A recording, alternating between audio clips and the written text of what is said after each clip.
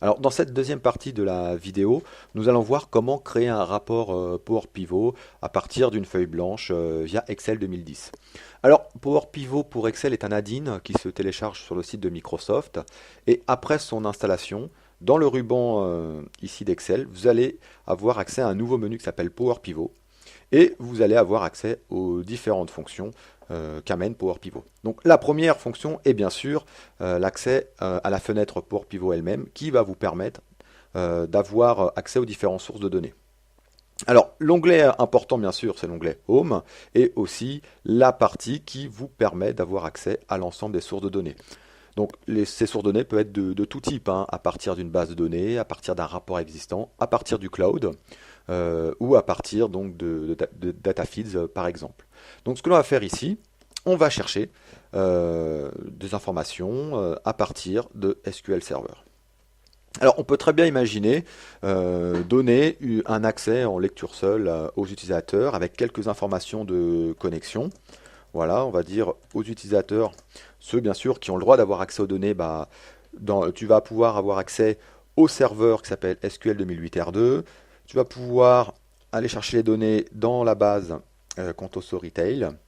Donc tu vas cliquer sur Next. Ensuite, il y aura deux possibilités. Soit on va sélectionner les tables à partir d'un assistant, soit on peut écrire une requête. Donc nous, ce qu'on va faire, on va utiliser la première solution et on va sélectionner les tables qui nous intéressent. Alors une option intéressante peut être de dire, bah voilà, la table à sélectionner est la table des faits concernant les ventes, et on va sélectionner toutes les tables qui sont liées. Donc Power Pivot, via l'analyse des tables et des clés étrangères présentes dans la table de faits des ventes, va nous chercher toutes les tables ici qui sont liées. Alors, ce qui est intéressant, c'est que malgré le fait qu'il nous ramène les tables qui sont directement liées à la table de vente, on peut choisir des tables supplémentaires qui n'ont pas été sélectionnées en premier abord. Il est aussi possible de pouvoir sélectionner une table et de faire une preview et même filtrer les informations avant de l'exporter, avant de l'importer dans Excel. Donc une fois que nous avons choisi nos différentes tables, on va cliquer tout simplement sur Finish. Et là, Power Pivot va ramener l'ensemble des informations en mémoire et construire directement un cube qui sera accessible directement à partir de l'interface Power Pivot. Donc ici, nous avons importé à peu près 3,5 millions de lignes en à peu près une vingtaine de secondes. Et toutes les informations sont chargées en mémoire et disponibles pour l'analyse. Donc si je ferme l'assistant, toutes ces informations vont être présentées ici sous forme de table. Donc rapidement, ici je peux voir que la table de faits concernant les ventes contient 3 406 000 lignes. Alors malgré le fait que j'ai beaucoup de lignes chargées, je peux, comme vous pouvez le voir ici, faire un filtre très rapidement, ou un tri pardon, très rapidement sur la donnée. 3 millions de lignes, hein, le tri, voilà, moins d'une seconde, directement sur un large volume d'informations. Alors là, j'ai rapatrié des informations venant d'une base SQL. Je peux très bien coupler ces données, par exemple, à un fichier Excel. Ce qui est souvent des choses qu'on nous demande, c'est de pouvoir récupérer des informations venant d'un fichier Excel. Donc là, ici, typiquement, j'ai des informations concernant des régions. Donc ce que je vais faire, je vais tout simplement copier ce tableau, revenir dans mon interface Power Pivot et cliquer ici sur le bouton coller.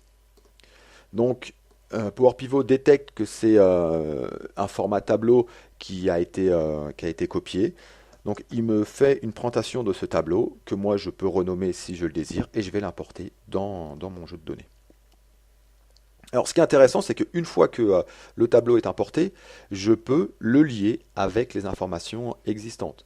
Donc pour ce faire, je vais dans ici l'onglet Design et je peux créer des liens entre les différentes tables. Donc là, je vais prendre les régions, les villes, donc il me le propose, et je vais chercher une table qui répertorie donc toutes les informations concernant la géographie de mon jeu de données et que je vais lier ici, hop, aux états. Et ce que je vais faire, maintenant, je vais cliquer sur le bouton Create pour créer la relation entre mes différentes tables. Alors, une fois la relation créée, je peux bien sûr faire d'autres manipulations pour agrémenter ou rajouter des calculs sur mon jeu de données. Par exemple, alors il faut savoir que Power Pivot vient avec son propre langage de requête qui s'appelle le DAX et qui me permet donc de créer des éléments calculés si je veux rajouter des informations qui n'existent pas nativement dans les informations que j'ai rapatriées. Alors ici, ce que je vais faire pour vous montrer un exemple, j'aimerais calculer tout simplement le nombre de ventes venant de ma table de faits par canaux de distribution. Donc pour ce faire, je vais tout simplement compter les lignes qui sont dans ma table de vente, ici. Donc, juste pour vous donner un exemple de formule DAX, voilà. Et je vais tout simplement demander à ce qu'il me calcule le nombre de ventes par canaux de distribution. Je peux bien sûr renommer cette cellule, voilà, pour que ça soit plus clair lorsque je vais créer mon rapport. Alors, une fois que j'ai créé quelque part mon jeu de données, que j'ai importé des informations de différentes sources, rajouté quelques formules de type DAX, je peux très facilement revenir dans Excel pour créer mon rapport. Donc là, je vais créer mon rapport sur une nouvelle feuille et on va finalement tomber de quelque chose d'assez familier qui, ni plus ni moins, est la création d'un tableau croisé dynamique. Donc ce que je vais faire dans ce tableau, je vais tout simplement rajouter des informations concernant mes ventes, ici. Donc je vais rajouter ça dans les valeurs. Et ce que je vais faire, j'aimerais voir la répartition de ces ventes par canaux de distribution.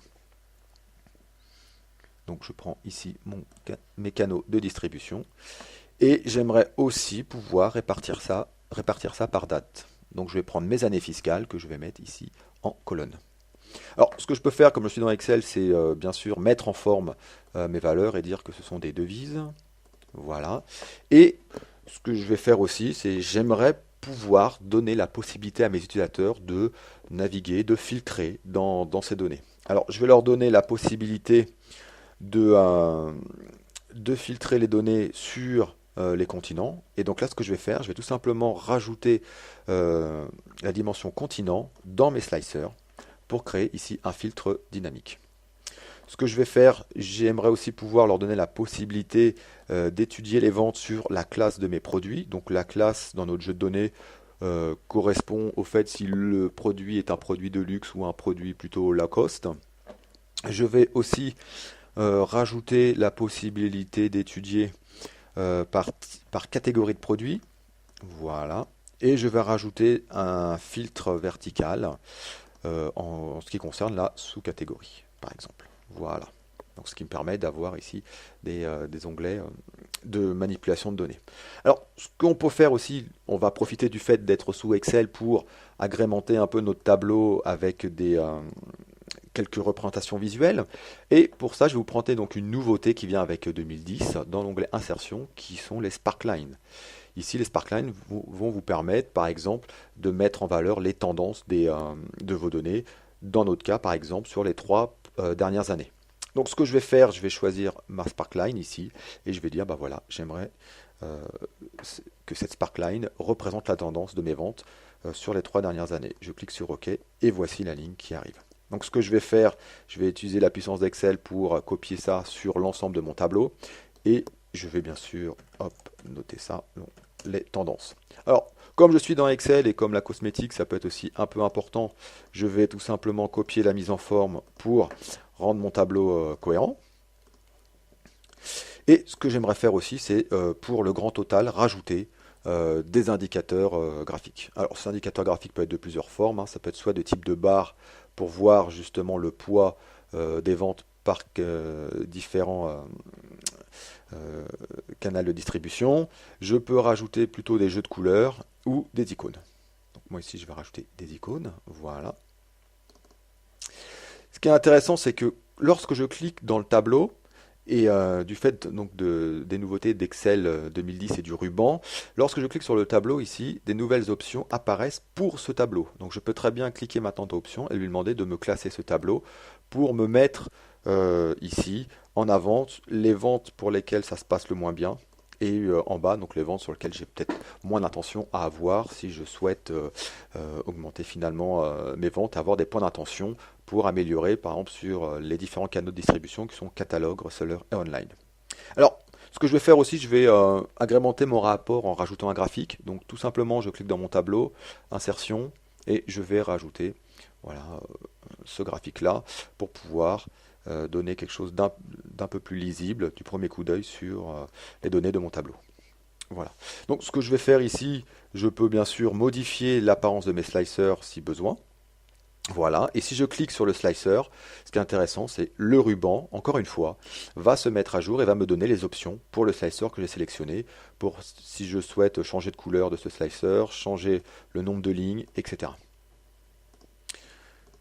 Donc ce que je vais faire, je vais rajouter la petite touche finale à mon rapport. Dans les vues, ici, je vais retirer les différentes lignes pour lui donner un côté un peu plus joli. Alors une fois que j'ai créé mon rapport, certes assez simple ici, mais c'est déjà pour vous donner une idée de comment créer les rapports. Ce que je vais faire maintenant, je vais le partager avec mes collaborateurs en utilisant la fonction du menu File, Fichier, ici. Donc maintenant, je suis dans le backstage d'Excel pour l'envoyer sur SharePoint. Donc ce que je vais faire ici, je vais l'envoyer dans ma galerie Power Pivot par un simple double clic. Alors ce qui est intéressant ici, c'est qu'il me propose une fenêtre assez classique finalement, directement dans ma galerie, mais il me propose aussi des options de publication, ce qui fait que je peux soit publier l'ensemble de mon classeur, soit choisir des éléments de ce classeur et dire bah là je ne veux publier que la feuille numéro 4. Alors il aurait été plus judicieux que je nomme ici cet onglet par rapport ou dashboard pour avoir quelque chose d'un peu plus parlant. Et ce que je vais faire ici maintenant, je vais appuyer sur OK et je vais sauvegarder cette feuille là et la publier directement sur mon site SharePoint dans ma galerie Power Pivot. Alors, ce qui est intéressant, c'est qu'une fois que le rapport est publié, donc on a une preview de ce rapport directement dans notre interface web. Alors, ce qui est intéressant, c'est que malgré le fait que nous soyons dans une interface web, on garde l'interactivité ici avec les slicers. Donc, si par exemple je clique sur l'Amérique du Nord pour n'avoir les informations concernant que l'Amérique du Nord, voilà, le rapport va se mettre en forme. Bien sûr, je peux modifier les colonnes ici pour récupérer des informations un peu plus présentables et jolies. Voilà. Et donc, je peux maintenant donner accès aux différents utilisateurs à mon rapport pour qu'ils puissent analyser les données directement à partir de l'interface web. Alors, autre chose qui est intéressante, c'est que si jamais je remonte dans ma galerie globale, je vais avoir accès à l'ensemble des rapports et surtout, ici, voilà, ma feuille numéro 4, je vais avoir une preview qui va permettre donc aux utilisateurs de pouvoir naviguer rapidement et d'aller choisir le rapport pertinent pour eux au moment qui leur intéresse. Voilà, ben, merci d'avoir suivi cette vidéo et je vous dis à bientôt.